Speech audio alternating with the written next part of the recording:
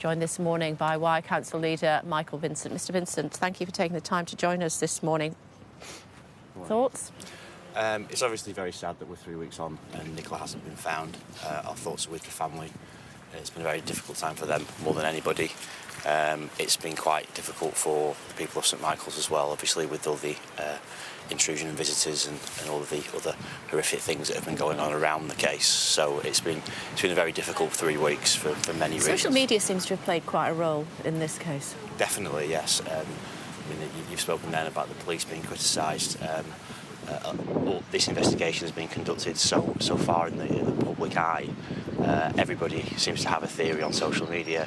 Everybody seems to want to know all of the information. We learned yesterday, obviously, that the police share clearly more information with the family, but they're being criticised because they didn't then share more information with the public than they otherwise normally would. So it's been quite unprecedented, I think, in terms of the interest in it. I mean, we're here at the scene of a missing person 3 weeks on from the day, so I've never known anything like it. There's been a lot of criticism for the police. Yeah. Where are you with that? I think that there are lessons to be learned, but I think that they've done their best in very difficult circumstances.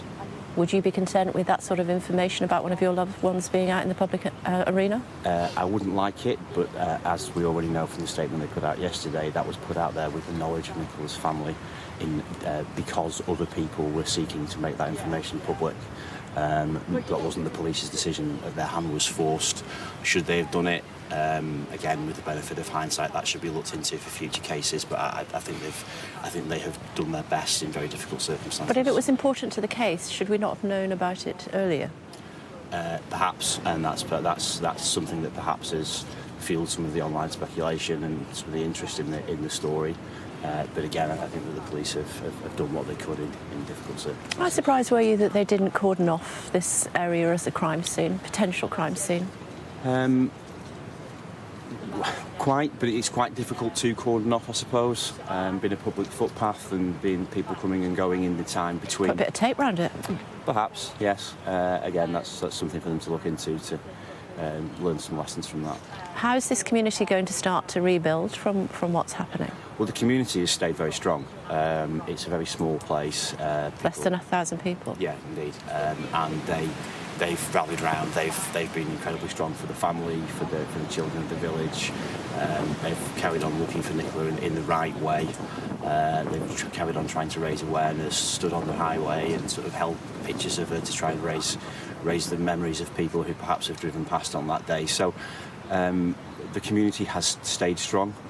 Obviously, finding Nicola would be welcome and help them to move on from this incident. But I think that the community has proven itself to be a very strong community. As you know, Sky News has been covering this story throughout. We decided to come up today to really focus on what may have happened. And when you come and have a look at this, obviously I've been talking about it for a long time, it looks pretty innocuous. Yes, it does. When the police first contacted the council about it, they did make clear, though, that while the river looks very calm on the surface, it is quite strong tidal current underneath, so it does look innocuous. The river does look very calm and very peaceful, but that's quite deceiving. And what other involvement have the council had with the police? How have you been able to help them? We've tried to just raise awareness and try and get the message out to people not to come to St Michael's. The local councillors have described how busy this area has been at the weekend. There's been Lake Windermere on a busy summer's day, hundreds of people.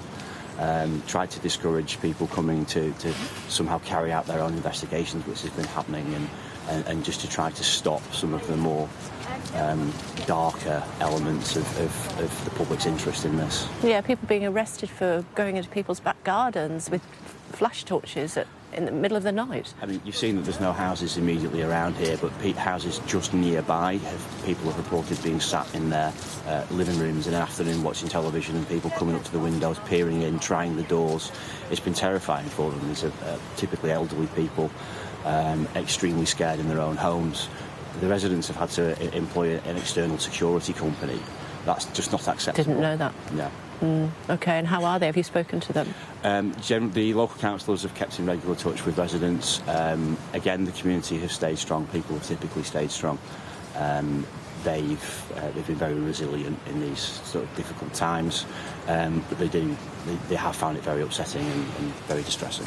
Do you need to look at what you might need to do to make this a safer place? Possibly, yes. I think you can always learn lessons from incidents like this. Obviously, the bank is quite steep.